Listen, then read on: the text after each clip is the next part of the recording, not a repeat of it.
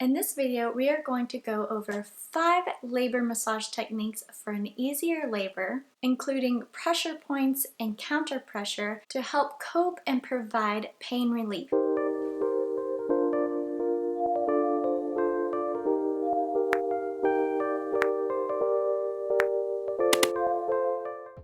Hi, my name is Dancee Pinkston, also known as Fearless Mama, and this video is part of my labor pain management series, such as using breathing techniques, pain prep techniques that I will personally be using in my upcoming birth. My goal for every mama is to experience a fearless birth to its fullest, and sometimes things like a massage can make a world of difference to bringing us back to the present while providing much needed relief. So let's go over the 5 best massaging techniques used in labor, and then I will demonstrate my favorite ways to do them. Number 1, gentle labor massages. Number 2, pressure point massages.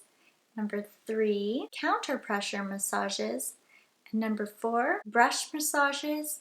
And last but not least, number 5, polarity massages. So let's go over gentle labor massages. These are great for pain management and relaxation, but it's important to know how to do them. First and foremost, the massage direction. You want to massage up and away from the spine, which is the more opening and relaxing direction. There are also different massage hand motions you could use. You could rub using 2 hands, just 1 hand, or in a kneading hand motion.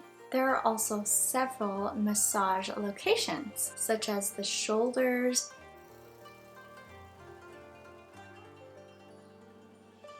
the upper back, the entire back and buttocks,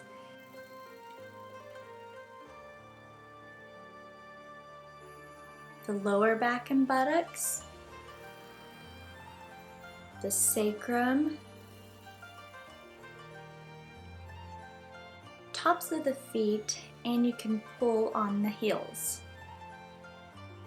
Another great technique is using pressure points. Pressure points are great for pain management and relaxation, as well as encouraging an efficient labor. When applying pressure to certain points in the body, you're going to use your fingers, such as your thumbs and even your knuckles. One of my favorite point areas is the lower back point. The lower back point is great for relieving back labor and intense contractions. You're going to want to find the customized dip in the lower back during a contraction. Then you're going to want to press, no pulsing, just pushing and keeping pressure. Another great pressure point is called the kidney 1 point. This helps pull energy downward and is great during the transition phase of labor. It is the dip in the center of the sole of the foot next to the ball of the foot.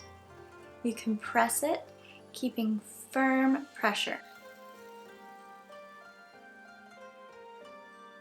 Another labor massaging technique that is super beneficial is called counter pressure. Great for back labor and to help open the pelvis up to further move down baby. The first counter pressure technique is called the double hip squeeze. Great for relieving pain in the lower back and pelvis. Usually used when the mom is leaning on a wall or in the hands and knees position. So what you want to do is get low at the mother's hips and place the thumbs toward the center and the other fingers at an angle. With the heel of your hands, push up slightly and rotate in towards the center.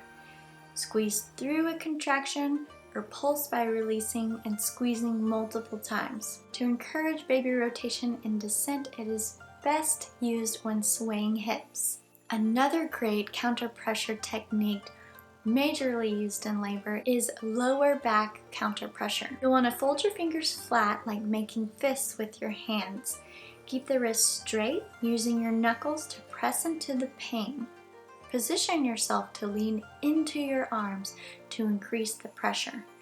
You could also use a massaging ball or a tennis ball. The fourth labor massage technique is called the brush massage. The brush massage is a way more gentler touch and great for boosting those labor hormones like oxytocin and pain-killing endorphins. A great brush technique is called the figure 8 brush. Using the backs of the hands and sometimes just the fingertips, brush down and up the back in a slow, gentle figure 8 motion. Brushing downward with the outward breath to encourage relaxation, and then brushing upward with inward breaths to energize. You can also do this down the arms as well. Another brush massage technique is brushing the back and legs, using the backs of your hands or the palms of your hands to gently brush and down the back and down and up the legs. Brushing downward with the outward breath to encourage relaxation, and then brushing upward with inward breaths to energize.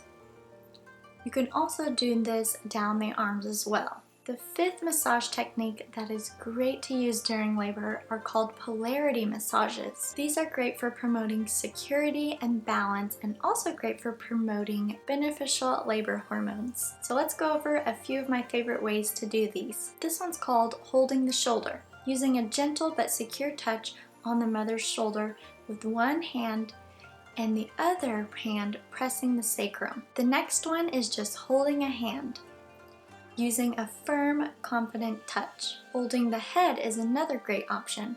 One hand on the forehead and one hand at the base of the neck, providing a firm hold which is very trust-evoking. Another great one is called heart connecting.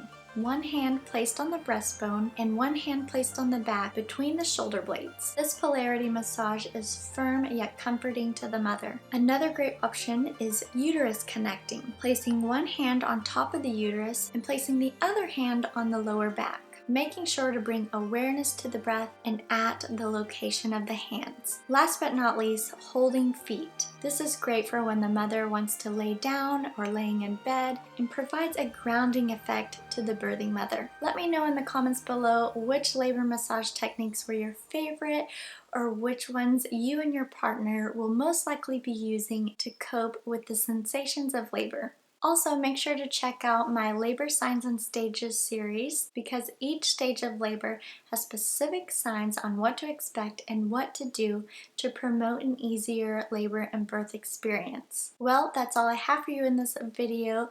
Thanks for watching, and see you in the next video.